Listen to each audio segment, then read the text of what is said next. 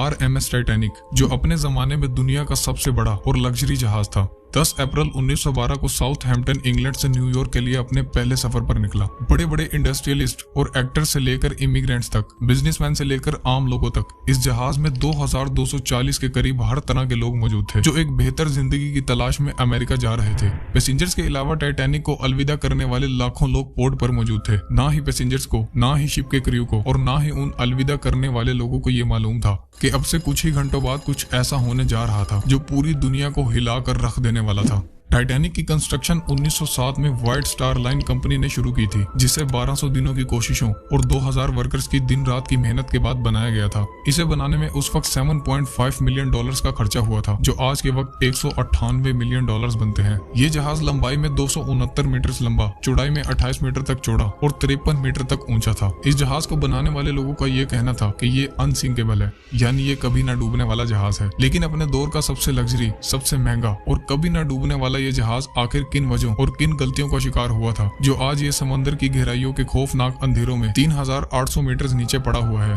उस दिन ऐसा क्या हुआ था जिसकी वजह से 1500 के करीब लोग मौत का शिकार हो गए थे, और आखिर हजारों किस्म के राजों और दिल दिला देने वाली टाइटैनिक की इस मिस्ट्री की असल हकीकत क्या है, ये जानेंगे आज की इस वीडियो में।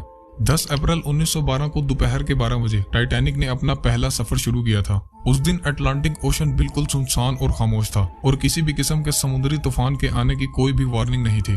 लेकिन अपने सफर पर रवाना होने के 2 दिनों बाद टाइटैनिक को अपनी पहली आइस वार्निंग्स मिलना शुरू हो गई थी। यानी जिस अटलांटिक ओशन में तैर कर ये अमेरिका की तरफ बढ़ रहा था, वहां पर आइसबर्ग्स मौजूद थे, यानी बर्फ के बड़े बड़े पहाड़ मौजूद थे। इन वार्निंग्स के मिलने के बाद टाइटैनिक ने अपनी स्पीड को कम किए बगैर ही 2 बार अपने रास्ते को बदला था। 2 दिन बाद 14 अप्रैल को फिर से टाइटैनिक को 7 आइस वार्निंग्स मिली थी, लेकिन शिप के कैप्टन और क्रू ने उन वार्निंग्स को इग्नोर कर दिया था। दरअसल जिस कंपनी ने टाइटैनिक को बनाया था, उनकी तरफ से कैप्टन स्मिथ को ये डेडलाइन दी गई थी कि टाइटैनिक को 7 दिनों के अंदर अंदर अमेरिका पहुंचा दिया जाए। इसी प्रेशर की वजह से कैप्टन ने वार्निंग्स को इग्नोर करते हुए शिप की स्पीड को तेज किए रखा, और यही वो गलती थी जिसने टाइटैनिक की कहानी को पूरी तरह से बदल दिया था। टाइटैनिक अब समुद्र के जिन इलाकों में मौजूद था, वहाँ हर तरफ अंधेरा ही अंधेरा था। लेकिन टाइटैनिक से कुछ ही किलोमीटर दूर एक और शिप SS कैलिफोर्नियन भी वहाँ मौजूद थी, जिसने टाइटैनिक को एक बहुत बड़े आइसबर्ग की वार्निंग दी थी, और उस वार्निंग को पूरी तरह से इग्नोर कर दिया गया था। फिर कुछ ही घंटों बाद शिप के क्रू ने खुद से कुछ ही दूर एक बहुत बड़े आइसबर्ग को देखा, जिसने उन लोगों के रोंगटे खड़े कर दिए थे।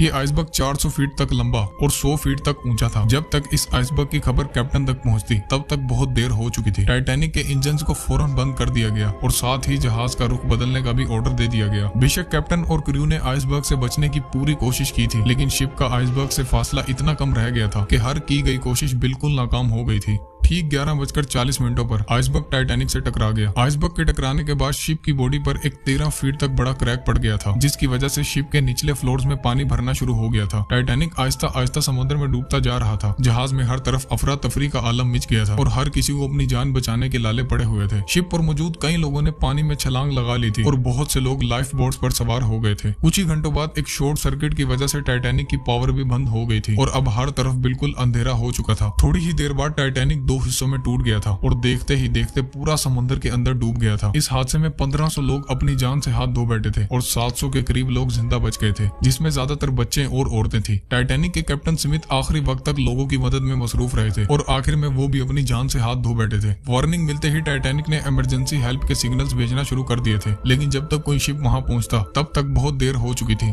टाइटैनिक को बनाते वक्त कुछ ऐसी गलतियां की गई थी जो अगर ना की जाती तो आज टाइटैनिक की कहानी बिल्कुल अलग होती। टाइटैनिक को शुरुआत से ही बहुत ज्यादा रफ्तार से चलाया गया था, जिसकी वजह से आइसबर्ग की वार्निंग मिलने के बाद इसका रुख बदलना बिल्कुल बेकार हो गया था, क्योंकि ज्यादा स्पीड की वजह से किसी भी शिप का रुख बदलना बहुत मुश्किल होता है। इसके अलावा शिप पर मौजूद अलर्टर के पास किसी भी किस्म की कोई दूरबीन मौजूद नहीं थी, जिसकी मदद से समंदर में बर्फ के पहाड़ों को देखा जाता, और मिलने वाली वार्निंग्स को भी इग्नोर किया गया था। टाइटैनिक की बॉडी पर जो रिवेट्स लगाए गए थे, उन्हें स्टील से नहीं बल्कि कास्ट आयरन से बनाया गया था। ये रिवेट्स थे जो लोहे के बड़े बड़े पीसेस को आपस में जोड़े हुए थे, लेकिन इन रिवेट्स की क्वालिटी अच्छी ना होने की वजह से आइसबर्ग से टकराते ही ये खुल गए थे। टाइटैनिक जहाज पर टोटल 32 लाइफ बोट्स की कैपेसिटी थी, लेकिन फिर भी कोताही की वजह से सिर्फ 20 लाइफ बोट्स को ही जहाज पर रखा गया था, और अफरा तफरी की वजह से उन कश्तियों को भी पूरा भरे बगैर समुद्र में उतार दिया गया था। कश्तियों पर सिर्फ अमीर लोगों को ही बिठाया गया था। अगर कश्तियों को पूरा भरा जाता तो आज शायद उस हादसे में जाया होने वाली इंसानी जानों की तादाद बहुत कम होती। समुद्र के जिस हिस्से में टाइटैनिक टाइटैनिक डूबा था वहाँ पानी का टेम्परेचर -2 डिग्री सेल्सियस था, यानी जिन लोगों ने पानी में छलांग लगाई थी वो चंद ही मिनटों में बर्फ बन गए थे। टाइटैनिक की ये दिल दिला देने वाली खबर देखते ही देखते पूरी दुनिया में बहुत तेजी से फैल गई थी।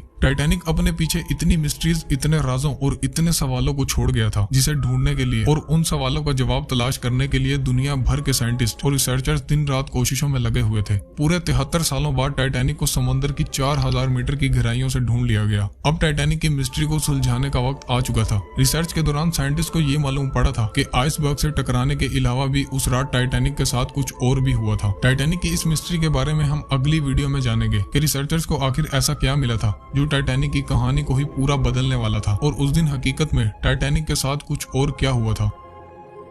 उम्मीद है आप इस वीडियो को लाइक और शेयर करेंगे। 98% लोग ऐसे हैं जिन्होंने अब तक चैनल को सब्सक्राइब नहीं किया। उम्मीद है आप चैनल को भी जरूर सब्सक्राइब करेंगे। मिलते हैं अगली मिस्टीरियस और शानदार वीडियो में।